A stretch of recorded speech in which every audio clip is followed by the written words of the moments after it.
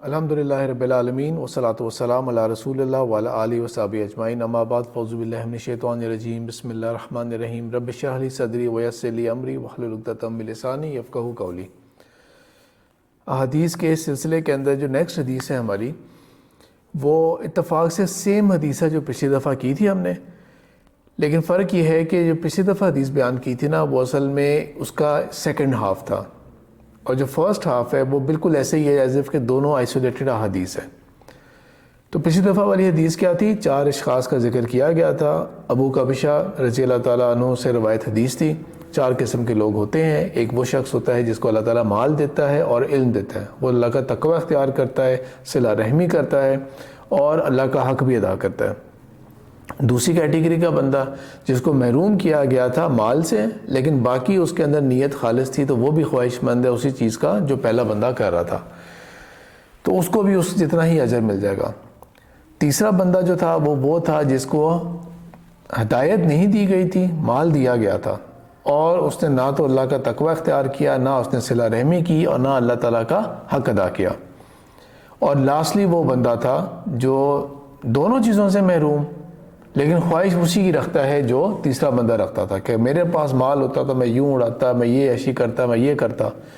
تو پہلے 2 جو ہیں وہ کامیاب، آخری 2 دونوں ناکام۔ یہ حدیث تھی۔ اسی حدیث کو، یہ جامع ترمذی کی حدیث کو میں نے کہا تھا صحیح درجے کی ہے، 25 نمبر حدیث۔ اسی حدیث کا جو پہلا پارٹ ہے وہ بظاہر دونوں ایک دوسرے سے آئسولیٹڈ ہے۔ تو میں نے یہ بات مینشن کی تھی کہ ابو قبشہ جو ہیں یہ ایک بہت ہی ان نون صحابی ہیں، جنرلی زیادہ ان کے بارے میں معلوم نہیں ہے۔ انفیکٹ سیرت النبی صلی اللہ علیہ وسلم کے اندر ابو قبشہ 2 نام ہیں، 2 ڈیفرنٹ لوگ ہیں جو ابو قبشہ ہے۔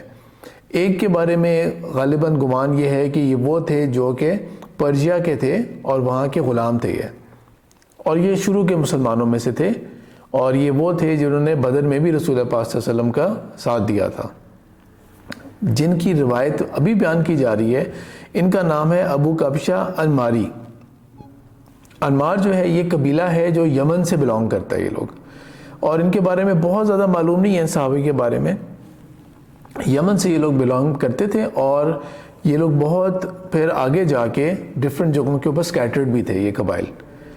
تو ان کی جو ابتدا تھی اسلام کی، وہ تو کہیں رسول پاک صلی اللہ علیہ وسلم سے اس دور میں ہوئی، لیکن بعد میں ایونچولی جا کے شام کے علاقے میں جا کے سیٹل ہو گئے تھے۔ تو ان سے جتنی بھی حدیثیں روایت ہوئی ہوئی ہیں وہ ساری کی ساری ارض شام کے اندر روایت کی گئی ہیں۔ دونوں کے بارے میں کیونکہ انفارمیشن ریلیٹیولی کم معلوم ہے، تو اس لیے کچھ لیول کے اوپر کچھ اسکالرز نے یہ سمجھا کہ شاید ایک بندے کی بات ہو رہی ہے، جبکہ یہ دونوں ڈفرینٹ اشخاص ہیں۔ اور ان کا نام جو ہے وہ عمر بن سعد بھی آتا ہے، جو ان کا اپنا نام ہے۔ تو بہرحال ان سے یہ روایت حدیث ہے، انہ سمع رسول اللہ صلی اللہ علیہ وسلم یقول، کہ انہوں نے کہا کہ میں نے سنا تھا اللہ کے رسول صلی اللہ علیہ وسلم کو یہ فرماتے ہوئے، ثلاثۃ اقسم علیہن، میں 3 باتوں کے اوپر تمہارے آگے قسم کھاتا ہوں۔ اللہ کے رسول صلی اللہ علیہ وسلم کہتے ہیں میں تمہیں 3 باتیں سمجھاتا ہوں، 3 باتیں کہتا ہوں، ان کو سمجھ لو، سن لو میری بات غور سے۔ بہت کافی تھی بات۔ اللہ کے رسول صلی اللہ علیہ وسلم کو انہوں نے سنا کہ آپ صلی اللہ علیہ وسلم کہہ رہے ہیں کہ 3 باتوں کی میں قسم کھاتا ہوں۔ ایک تو یہ ہے نا کہ جس طرح قرآن کے اندر آ رہا ہے کہ عربوں کی ایک عادت ہوتی تھی عام قسم کھانا، اور وہ بس بول دیا کرتے تھے، تو اللہ تعالیٰ نے ان کے لیے اتنی نرمی کی کہ اللہ تعالیٰ نے کہہ دیا کہ اس طرح کی جو تمہاری لو قسمیں ہوتی ہیں نا، اللہ تعالیٰ تمہیں ان کی پکڑ نہیں کرے گا۔ ہاں، جو تمہاری شعوری طور پہ قسم ہوگی اس کو اللہ تعالیٰ ضرور دیکھے گا۔ قسم کی ضرورت ہی کیا پڑتی ہے؟ قسم ہم کھاتے ہی کیوں ہیں؟ قسم ہوتی ہے اپنے آپ کو ویریفائی کرنے کے لیے، پروف کرنے کے لیے، انگلش کے اندر سویئر کرتے ہیں ہم لوگ، تاکہ یہ میری وربل ٹیسٹمنٹ کی نا لاسٹ لمٹ ہے۔ میں کہہ رہا ہوں یہ ہوا تھا، بھئی میں واقعی کہہ رہا ہوں ایسے ہوا تھا۔ اور ایک ہوتا ہے کہ قسماً کہہ رہے ہیں، آپ اللہ تعالیٰ کو گواہ لا رہے ہیں۔ حدیث میں آتا ہے کہ اللہ کے رسول صلی اللہ علیہ وسلم نے فرمایا کہ اللہ کے سوا اور کسی کی قسم نہیں کھائی جا سکتی۔ دور جاہلیت میں جو مرضی ہوتا رہا، لیکن اسلام لانے کے بعد اللہ کی ذات کے علاوہ اور کسی کی قسم نہیں کھائی جا سکتی، کیونکہ جب آپ گواہ لا رہے ہیں کسی کو، تو وہ اللہ ہی ہے جو کہ وردی ہے گواہ کے۔ ایک تو ہمارے انسانوں کی گواہوں کا مسئلہ کیا ہوتا ہے؟ مسئلہ یہ ہوتا ہے کہ ان کو نہ یاد ہوگی بات، نہ وہ اس کو ٹیسٹیفائی کر پائیں گے، نہ آپ کو وہ شیورٹی ہوگی اس چیز کی، اور پھر جو آبجیکٹس ہوتے ہیں ان کی قسم کا تو کوئی فائدہ ہی نہیں ہے۔ اس ملک کی قسم میں کھاتا ہوں یا میں فلانی چیز کی قسم کھاتا ہوں، یہ پیار محبت کی قسمیں کھائی جا رہی ہیں، تو ان کا کسی قسم کا کوئی فائدہ نہیں ہے. انفیکٹ وہ گناہ کا رستہ ہوگا، وہ آپ کو شرک کا رستہ کھولے گا ایک طرح سے. اتنا بہت الرجک بھی نہیں ہونا چاہیے، لیکن ہمارے لیے صرف اور صرف اللہ کی ذات کی قسم کھائی جا سکتی ہے. اور اللہ جو ہے اس نے قرآن کے اندر بہت ساری چیزوں کی قسمیں کھائی ہیں. اللہ تعالیٰ نے قسمیں کس سینس میں کھائی ہیں وہ بالکل ہی اور سنیریو ہے جو مجھے اور آپ کو ضرورت ہوتی ہے. تو لہٰذا یہاں پہ آپ صلی اللہ علیہ وسلم قسم کھا کے کہہ رہے ہیں. نبی پاک صلی اللہ علیہ وسلم کو ضرورت ہی نہیں تھی قسم کھانے کی. آپ صلی اللہ علیہ وسلم کی بات ہمیشہ سچی ہے. آپ صلی اللہ علیہ وسلم کی کوئی بات آج تک جھوٹی نہیں رہی. یا تو نہ کوئی بندہ جھوٹا ہو تو آپ اس کو کہہ رہے ہو کہ جی کٹہرے میں کھڑا کریں، ہاں جی آپ بتاؤ کیا خیال ہے آپ کا. یا جس طرح کے مثال کے طور پہ کہ بہت بڑے ایونٹس کے اوپر جی اوتھ انڈر اوتھ جو ہے نا آپ ایک بیان دینا چاہ رہے ہیں، تو ہوتا تو وہ وربل ہی ہے. جس طرح مثال کے طور پہ امریکہ کے جو پریزیڈنٹ تھے بل کلنٹن، ان کے اوپر جو ایک سکینڈل بنا تھا مونیکا والا، تو اس کے اوپر انہوں نے انڈر اوتھ پہ ٹیسٹیفائی کیا تھا اور بعد میں جا کے پتہ لگا وہ جھوٹ بولا تھا. انہوں نے بالکل ہی بات جو ہے نا وہ جھوٹی بولی تھی انڈر اوتھ. تو وہ ایک بہت بڑی بات بنی تھی کہ انڈر اوتھ ہے جو آپ نے دیکھیں جھوٹ بول دیا، یہ کر دیا وہ کر دیا. ابھی وہ آخرت کی کوئی بات نہیں ہو رہی، صرف دنیا کی باتیں ہو رہی ہیں. تو اللہ کے رسول صلی اللہ علیہ وسلم جب یہاں پہ قسم کھا رہے ہیں، وہ شخص جس نے کبھی آج تک جھوٹ نہیں بولا، جھوٹ بولنے کا گمان تک نہیں ہو سکتا. ایون دشمن جو تھے وہ یہ بات کہا کرتے تھے. ابو جہل جیسے بندے نے بھی، جو اسلام کا اتنا بڑا دشمن تھا، آپ صلی اللہ علیہ وسلم کو اس نے نیچا کرنے میں کوئی کسر نہیں چھوڑی تھی. فزیکل تشدد کیا ہوا ہے آپ صلی اللہ علیہ وسلم کے اوپر، تانے دیے ہوئے ہیں، برا بھلا کہا ہوا ہے، ہر چیز کی ہوئی ہے. اس شخص نے بھی کہا تھا کہ اے محمد ہم آپ کو جھوٹا نہیں کہتے. یہ نہیں کہتے کہ آپ جھوٹ بول رہے ہو، آ کے ایک جھوٹے انسان ہو، لیکن بس جو آپ کہہ رہے ہو ہم اس کو نہیں مان سکتے. There are other factors, other reasons, ہم اس بات کو نہیں مان سکتے. جو آپ کہہ رہے ہو کہ میں اللہ کا نبی ہوں، مجھے مانو اور ہم آپ کو تسلیم کر لیں، ہم نیچے ہو جائیں اور آپ لوگ اوپر ہو جاؤ، خاص طور پہ آپ کا قبیلہ اور وہ. There are other so many other social factors. لیکن اس بات کے اوپر وہ بھی تھا کہ جھوٹا نہیں کہا تھا. عبداللہ بن سلام وہ یہودی تھے، رابائی، بہت ریئر یہودی تھے جنہوں نے اسلام قبول کیا تھا. تو انہوں نے جب رسول پاک صلی اللہ علیہ وسلم کو پہلی دفعہ مدینہ میں دیکھا تھا تو انہوں نے کیا کہا تھا؟ میں دیکھتے ساتھ ہی پہچان گیا تھا کہ یہ ایک جھوٹے کا چہرہ نہیں ہو سکتا، ایک جھوٹے کا چہرہ نہیں ہو سکتا. وہ ہستی، وہ ذات جو ہے وہ کہہ رہے ہیں کہ 3 باتوں کی میں تمہارے اوپر قسم کھا کے تمہیں بیان کرتا ہوں. احدثکم حدیثا، میں ایک بات تمہارے آگے بیان کرتا ہوں، فاحفظوہ، اس کو زور سے محفوظ کر لینا، اسے سیو کر لینا، اسے بھولنا مت اس بات کو. اور کیا فرمایا یہاں پہ حدیث کے اندر آپ صلی اللہ علیہ وسلم کے کال کو کٹ کرتے ہوئے پھر آگے کالا، پھر آپ صلی اللہ علیہ وسلم نے آگے بات فرمائی. وہ کیا بات ہے جس کے اوپر قسم کھا کے کہہ رہے ہیں؟ اس سے پہلے اب ہم ایک سینیریو کو انڈرسٹینڈ کرتے ہیں اور میں اور اپنے آپ ایک دوسرے کی لائف کو نا ہم ایسوسیٹ کرتے ہیں اس کے ساتھ. پھر جتنے بھی میرے کچھ چھوٹے سبلنگز ہوں گے، آپ کو چھوٹے سبلنگز ہوں گے، پھر آپ کے بچے اگر ہوں تو ان کو بھی گائیڈ کیا جا رہا ہوتا ہے. تو اس تمام سینیریو کو نا ہم مائنڈ میں لاتے ہیں. وہ یہ ہے کہ دیکھیں ہم لوگ بچوں کو بچپن سے نا پیسے دینا اگر شروع کرتے ہیں پاکٹ منی کے طور کے اوپر، تو ہم کیا کرتے ہیں کہ بچوں کو یہ سمجھانا چاہیں کہ دیکھو ہر چیز کو فضول نہیں اڑاتے، خرچ نہیں کرتے اس طرح کر کے، بلکہ کیا کیا کرو بیٹا، آپ نے سیونگ کیا کرو. سیونگ جو ہوتی ہے نا وہ آپ کو ہیلپ آؤٹ کرے گی. اور اگر آپ سیو کرو گے نا تو یس آپ فلانی چیز خرید سکتے ہو، بعد میں جا کے اس چیز کی ضرورت پڑے گی آپ یہ کر سکتے ہو. سیونگ جو کر رہا ہوگا نا ہم اس کو کہیں گے بہت سمجھدار ہے، بہت سمجھدار ہے. ایک ہوتے کنجوسی والی، وہ والی بات نہیں ہو رہی، لیکن ایک ہو گیا جو کہے کہ سیونگ کر رہا ہے تو یہ بہت اچھی عادت ہے جو آپ کو پوری زندگی فائدہ دے گی. پھر اس کے بعد جب آپ بڑے ہوتے ہیں اور آپ جاب کرتے ہیں یا بزنس کرتے ہیں تو اس کے اندر بھی ہمیشہ آپ کو ایک سیونگ کا ایک ایسپیکٹ ہونا چاہیے. آپ کے پاس ایک اماؤنٹ ہو جو آپ ہمیشہ سیو کر رہے ہو، وہ آپ کو مشکل وقت میں کام آئے گی. ایک ہوتی ہے مشکل وقت میں کام آنا کہ خدا نہ خواستہ کوئی حادثہ ہو گیا، خدا نہ خواستہ کوئی تکلیف ہو گئی، تو آپ کے پاس ایک اماؤنٹ ہے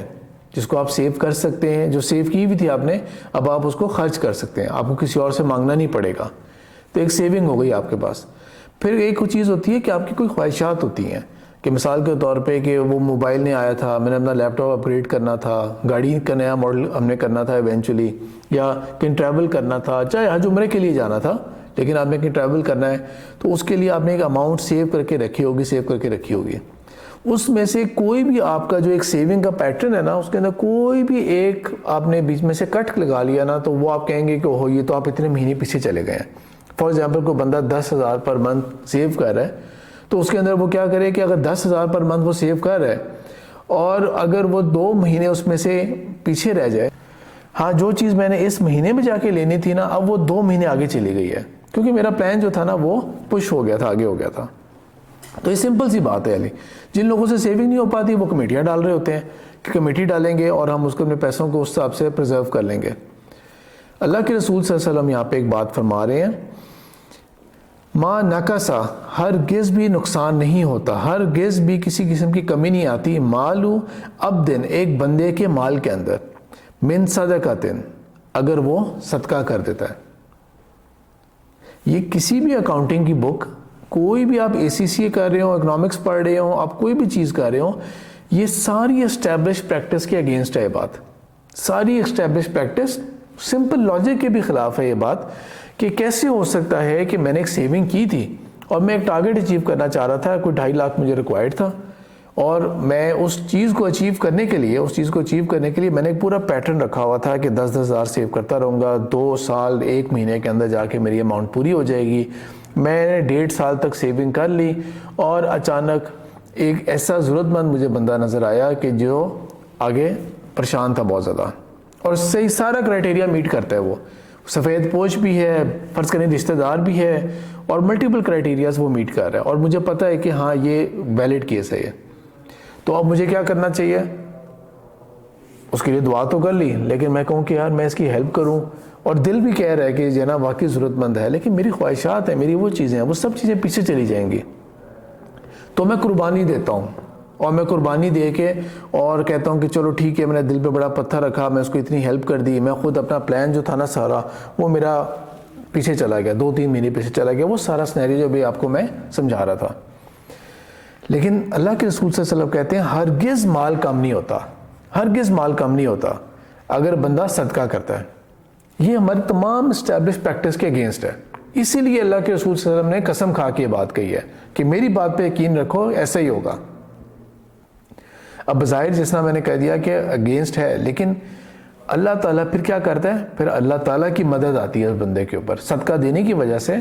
اللہ کی مدد آتی ہے، اور اللہ تعالیٰ کی مدد کس شکل میں ہو سکتی ہے؟ کیا پتہ میں نے جو 2.5 لاکھ کی سیونگ کرنی تھی اس میں نیچرلی کوئی چیز ڈسکاؤنٹ آ جائے، اس پہ نیچرلی کوئی ڈسکاؤنٹ مل جائے اس چیز کے اوپر، کہ اس کی جی ہاں وہ ایک خاص پروموشن چل رہی ہے تو لہٰذا آپ کو لیے یہ والا ایڈوانٹیج ہو جائے، یا اللہ تعالیٰ کسی اور ذریعے سے مجھے کوئی اسپیشل بونس مل جائے، کوئی نئی جاب آفر آ جائے مجھے اس دوران، کوئی نیا مجھے بزنس کانٹریکٹ مل جائے، کسی اور قسم کا کوئی بونس مجھے مل جائے جو میں ایکسپیکٹ بھی نہیں کر رہا تھا کہیں سے بھی، اور میری وہ جو ساری ضرورت تھی نا وہ اللہ تعالیٰ پوری کر دیں۔ اور یہ بھی ہو سکتا ہے کہ وہ ٹائم فریم جو ہے نا وہ تھوڑا بہت آگے پیچھے ہو جائے، لیکن اس سے بہت بہتر چیز مجھے بعد میں مل جائے جو میں نے پلان آؤٹ بھی نہیں کی تھی، میرے بجٹ میں نہیں آ سکتی تھی، اور اللہ تعالیٰ اس کے لیے میرا راستہ ہموار کر دے، آسان کر دے۔ اور اس سے بھی بڑھ کے اگلی چیز یہ کہ اللہ تعالیٰ انسان کو غنی بھی کر دے، کہ انسان کے اندر نا دنیا کی جو چھوٹی چھوٹی خواہشات ہوتی ہے نا، اور ریس لگی ہوتی ہے کہ مجھے بھی یہ مل جائے، یا میں بھی یہ کر لوں، فلانے تصویریں اپلوڈ کر رہے ہوتے ہیں کہ ہم نے یہ کیا وہ کیا، میں نے بھی جا کے تصویریں اپلوڈ کرنی ہے کہ ہم بھی یہ کر رہے تھے، ہم بھی یہ کر رہے تھے، تو اللہ تعالیٰ مجھے بھی اس چیز سے غنی کر دے۔ اللہ کے رسول صلی اللہ علیہ وسلم نے کہا ہے ہرگز ایک بندے کے مال میں کمی نہیں آتی جب وہ صدقہ کرتا ہے، ہرگز مال میں کمی نہیں آتی صدقہ کرتا ہے۔ قرآن کے اندر اللہ تعالیٰ نے یہ بات فرمائی بھی ہے، یمحق اللہ الربا، اللہ تعالیٰ جو ہے وہ ڈسٹروائے کرتے ہیں، خراب کرتے ہیں، ہلاک کرتے ہیں ربا کو، وَيُرْبِِ الصَّدَقَاتِ، اور بڑھاتے ہیں، انکریز کرتے ہیں چیریٹیز کو، اور جو صدقات ہوتے ہیں ان کو بڑھاتے ہیں اللہ تعالیٰ۔ وَاللَّهُ لَا يُحِبُّ كُلَّ كَفَّارٍ أَثِيمٍ، اور اللہ تعالیٰ بہت بڑے گناہ گار جو ہوتے ہیں ان کو اللہ تعالیٰ ہرگز پسند نہیں کرتے۔ تو یہاں پہ بہت کنٹراسٹ کے اندر دونوں اکنامک کے جو رولز ہیں نا ان کو اللہ تعالیٰ نلیفائی کرتے ہوئے کہہ رہے ہیں کہ اللہ تعالیٰ سود کو ہلاک کرتے ہیں، خراب کرتے ہیں، تباہ کرتے ہیں۔ وہ معیشت، وہ ملک، وہ انڈیویجول، وہ کمپنی کبھی کامیاب نہیں ہو سکتی جو ربا کی بیس کے اوپر کاروبار کر رہی ہوتی ہے۔ اور وہ شخص ہمیشہ کامیاب ہوگا جو صدقات کرتا رہتا ہے. وہ کمپنی کامیاب ہوگی جو صدقات کرتی ہے. وہ ملک کامیاب ہوگا جو چیریٹی کر رہی ہوتی ہے اور دوسروں کو بھی مدد کر رہی ہوتی ہے. بہت سارے لوگ، بہت ساری کمپنیز ہوں گی، ایون آپ نے بھی دیکھا ہوگا یہ والی بات. تو میں نے بھی بچوں کو ایک بک لا کے دی تھی، دا بارکہ افیکٹ نام کی بک ہے، محمد فارس کی. یہ وہی آتھر ہے جنہوں نے پروڈکٹیو مسلم بھی بک لکھی تھی. اس بک کے انٹروڈکشن کے اندر سٹوری لکھی ہوئی ہے کہ 1974 کے اندر شکور عبدالغزالہ ایک شخص تھے جنہوں نے ایک خواب تھا ان کا کہ میں نے ایک ریسٹورنٹ بنانا ہے جدہ کے اندر. تو وہ ریسٹورنٹ انہوں نے بنایا جو بہت اچھا ہوگا، بہترین قسم کا ریسٹورنٹ ہوگا، یہ ہوگا چکن بروسٹ، ہم اس کو جو ہے نا وہ کیا کریں گے، نام ہی اس کا بروسٹ رکھا ریسٹورنٹ کا، اور ہم بیچیں گے اس کو بہت اچھے طریقے سے. لیکن انفارچونیٹلی ہوتا ہے کیا ہے کہ وہ بزنس کاروبار جو ہے نا وہ بہت ٹف جاتا ہے، اور وہ 2 سال کے اندر اس کے آپریشنز جو ہے نا وہ اتنے ٹف ہوتے ہیں. اور ظاہر بات ہے کہ ایک اور حادثہ ہو جاتا ہے ان کے ساتھ. وہ یہ ہوتا ہے کہ یہی عبدالشکور جو ہیں یہ 2 ایئرس کے اندر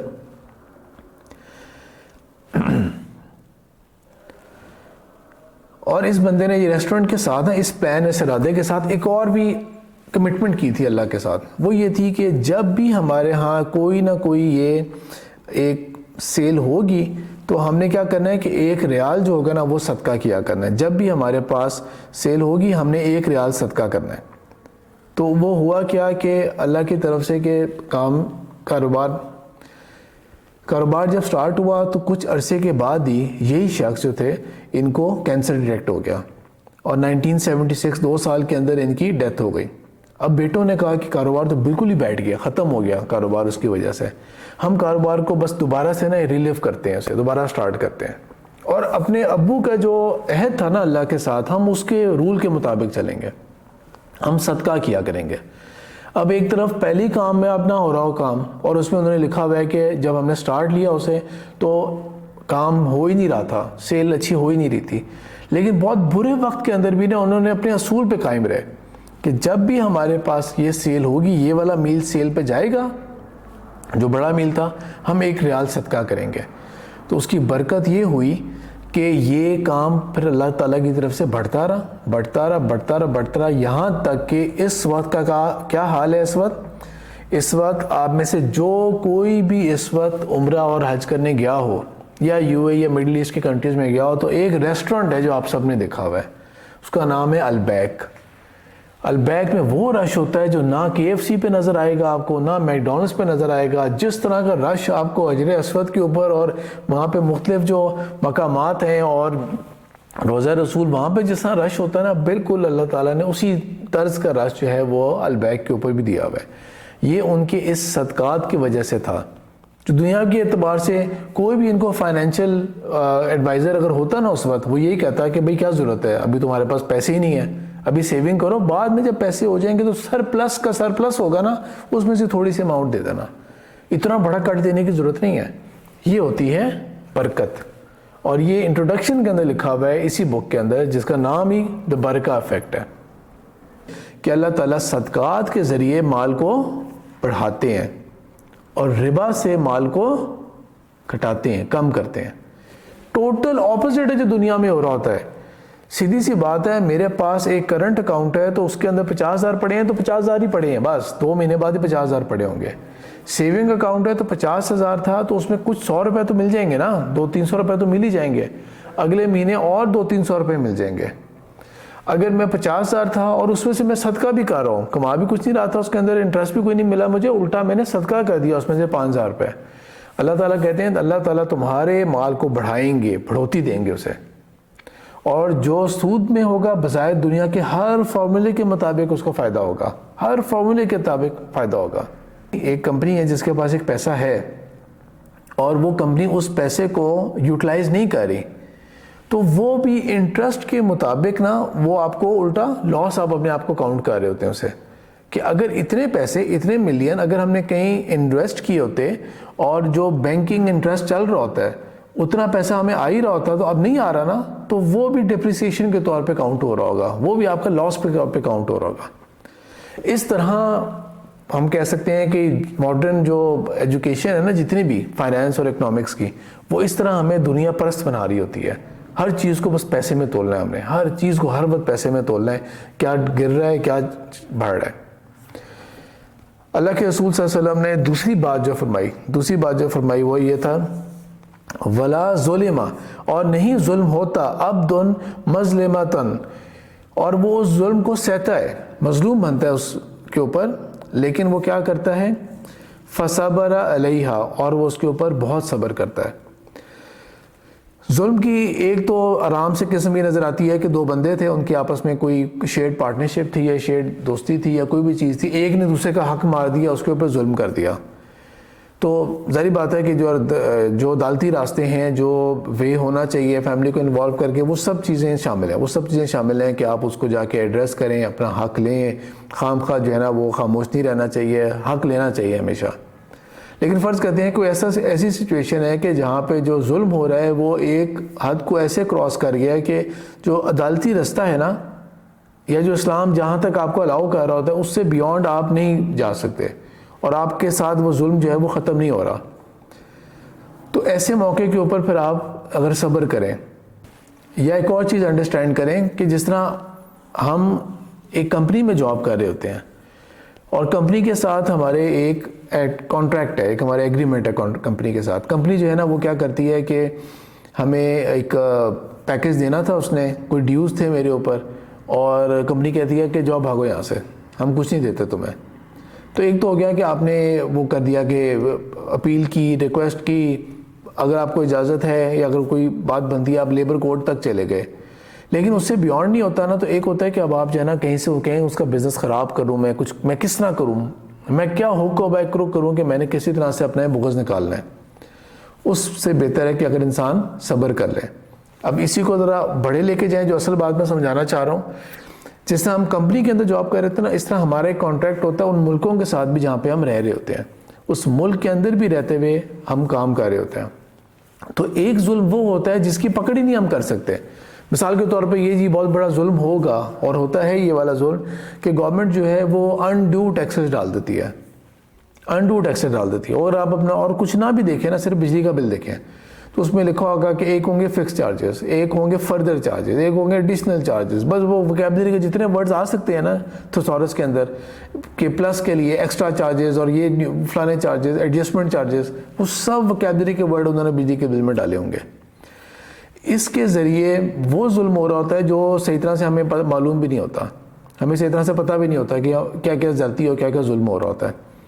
تو ایسے حالات کے اندر بھی بس صبر کے ساتھ، تحمل کے ساتھ، توڑ پھوڑ سے بچتے ہوئے، انارکی سے بچتے ہوئے، بس صبر کے ساتھ اس وقت کو گزارنا، اور اس کے اوپر اللہ تعالیٰ کے آگے بس خاموشی اختیار کرنا۔ تو عام طور پہ تو یہ ہوتا ہے نا کہ جو مظلوم ہو رہا ہے وہ ذلیل ہو رہا ہوتا ہے پوری دنیا کے اندر، وہ دھکے کھا رہا ہوتا ہے ہر طرح کے، یا وہ خوار ہو رہا ہوگا۔ تو وہ جو اس کی عزت میں کمی آتی ہے نا، تو اس کے بارے میں آپ صلی اللہ علیہ وسلم نے قسم کھا کے کہا کہ نہیں کسی بندے کے اوپر، اللہ کے ایک بندے کے اوپر ظلم ہوتا، لیکن کیا ہوتا ہے پھر اس کے ساتھ الا زادہ اللہ عزا، کہ اللہ تعالیٰ اس کی عزت جو ہوگا نا وہ بڑھائے گا، اللہ تعالیٰ اس کی عزت بڑھائے گا پھر۔ اور اس میں جو سب سے زیادہ میں اور آپ محتاج ہوں گے نا کہ کس وقت ہماری عزت بڑھائی جائے، وہ آخرت کا وقت ہی ہوگا، وہ آخرت کا وقت ہوگا کہ وہاں پر ہم باعزت طریقے سے پیش ہو رہے ہوں۔ قیامت والے دن وہ کتنے پریشان لوگ ہوں گے جو رسوا ہو رہے ہوں گے اس وقت، اور کتنے خوش نصیب ہوں گے جو قیامت والے دن عزت پائیں گے۔ تو کسی ظالم کا ظلم آپ کے اوپر ہونا، وہ اس میں ایک قانونی دائرے کے اندر رہتے ہوئے تو آپ نے حق کی بات کر لی، لیکن اس سے زیادہ اگر ہو رہا ہے اور آپ بس اس کے اوپر صبر کر لیں، اس کے فضول تانوں کے اوپر خاموشی اختیار کریں۔ اس نے آپ کے ساتھ کوئی زیادتی کی، آپ کا ایک حق مارا، اور آپ نے ٹھیک ہے کانٹیسٹ کیا، لیکن ایک بیونڈ ایک سرٹن لیول کے بعد اب آپ اس کے اوپر صبر کر لیں۔ مثال کے طور پہ وراثت کا بھی یہ کیس ہو سکتا ہے کہ کسی نے وراثت کا کسی کا حق مار دیا، اب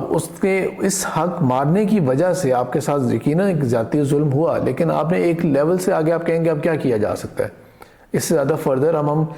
کہاں پہ جائیں، کدھر جا کے کس کے آگے فریاد کریں، یا کسی نے کوئی پیپر ورک خراب کر دیا، کوئی بھی کسی طریقے سے بھی مال ہڑپ کرنے کی کوشش کی، تو اس کے اوپر صبر کر لیا، اللہ تعالیٰ اس کی عزت افزائی کرے گا قیامت والے دن۔ ولا فتح عبد، اور نہیں کھولتا اللہ کا ایک بندہ ایک دروازہ اپنے لیے، باب مسئلتن، سوال مانگنے کا دروازہ نہیں کھولتا، بیگری کا، بھیک مانگنے کا دروازہ کھولتا اپنے اوپر نہیں کھولتا۔ اللہ کا ایک بندہ اپنے اوپر ایک دروازہ جس کے ذریعے وہ دوسروں کے آگے ہاتھ پھیلانا شروع ہو جاتا ہے، الا فتح اللہ، سوائے یہ کہ اللہ تعالیٰ پھر اس کے لیے کون سا دروازہ کھول دیتا ہے، علیہ باب فقرن، اللہ تعالیٰ اس کے اوپر پھر غربت کا راستہ کھول دیتا ہے، غربت کے دروازے کھول دیتا ہے۔ یہ اللہ کے رسول صلی اللہ علیہ وسلم نے یہ بات فرمائی ہے کہ بھکاری بن کے دوسروں کے آگے ہاتھ پھیلانا، جب انسان مانگتا ہے نا یہ چیز، کیونکہ اصل میں پہلی ہچکچاہٹ ہوتی ہے، اور اگر یہ بری عادت لگ جائے نا کہ فضول بہانے مار مور کے پیسے نکال لینا، کسی اور سے کچھ کر لینا، تو بظاہر تو لگ رہا ہوگا کہ مجھے بھی فلانے پیسے مل گئے، اصل میں اللہ تعالیٰ اس کے لیے پھر محتاجی کا دروازہ، فقر کا دروازہ اور اس کے لیے غربت کا دروازہ کھول دیتا ہے اللہ تعالیٰ۔ پھر وہ پوری زندگی جو ہوگا وہ اسی میں لگا رہے گا، ادھر سے پیسے پکڑتے رہو، ادھر سے پکڑتے رہو، اور اس کی ضروریات پوری نہیں ہوں گی۔ وہ جو مرضی اپنے ہاتھ پاؤں پھیلا لے، جتنا مرضی وہ ایفرٹ کر لے گا، اللہ تعالیٰ اس کے لیے دنیا کو ایسے بکھیر دے گا اس کے آگے، ایز اف کہ وہ اس کے قابو میں نہیں آ رہی، اسے سمیٹی تک نہیں جا رہی اس سے۔ امیجن کر کے دیکھیں کہ آپ اپنے کسی کمپنی کے اندر جاب کر رہے ہیں، اور کمپنی کے اندر ایک فنڈ ہے، اور آپ اپنے باس کے پاس گئے بات کرنے کے لیے، یا اپنے ہیڈ کے پاس گئے بات کرنے کے لیے کہ مجھے فلانی اماؤنٹ ہے، مجھے وہ ریکوائرڈ ہے، مجھے آپ دے دیں، تو وہ آپ کو ایک کہہ سکتے ہیں نا کہ آپ اپنی عزت نفس جو ہے نا اس کو آگے آپ پیش کر رہے ہوتے ہیں۔ اب وہ عزت نفس جو ہے وہ آگے اس کو دھتکار دے، ٹھیک ہے جی جائیں اپلیکیشن لے کے آئیں، آپ اپلیکیشن لکھ کے لے کے آئے کہ یہ میری مدد کر دیں یہ والی۔ اس نے اپلیکیشن رکھی، آپ کو 1-2 دن پہلے تو سفر کرواتے رہے، ٹھیک ہے، کل آنا، پرسوں آنا، ترسوں آنا، یہ آنا وہ آنا، اور اس کے بعد آپ کو کہہ دے کہ نہیں ہم آپ کو نہیں دے سکتے، یہ فنڈ نہیں دے سکتے، یا ہم ایسے کریں گے وہ کریں گے، تو جو آپ کی عزت افزائی ہوتی ہے نا عام حالات میں، وہ آپ کی ساری عزت جو ہوتی ہے نا وہ نیچے ہو جاتی ہے، آپ کا وہ لیول ڈاؤن ہو جاتا ہے، لوگ آپ کو اس نظر سے نہیں دیکھتے پھر آپ کو۔ اچھا، اب یہ جو میں بات سمجھانا چاہ رہا ہوں اس کو اب آپ آگے دیکھیں۔ میرے اپنے مشاہدے کے اندر یہ ہے کہ جو لوگ جنرلی جتنے زیادہ مانگ رہے ہوتے ہیں نا کہ ہماری اب یہ ضرورت آ گئی ہے، یہ ضرورت آ گئی ہے، اللہ کی طرف سے ایسے ہوتا ہے کہ واقعی ان کی ایک ضرورت پوری نہیں ہوتی، پہلا لون ختم نہیں ہوتا تو اگلے لون کی مصیبت پڑ جاتی ہے، کہ اگلی کوئی اور مصیبت آ گئی، کوئی بیماری ایسی ہو گئی، ایکسیڈنٹ ہو جاتا ہے کبھی، وہ جو فلانی چیز جل گئی، یہ ہو گیا، اب دوبارہ سے مانگنا شروع ہو جاتے ہیں۔ اور جو لوگ اپنے آپ کو اپنی عزت کے ساتھ وقت گزارتے ہیں تو اللہ تعالیٰ کسی طرح سے ان کا معاملہ جو ہوتا ہے وہ پورا کرتا رہتا ہے۔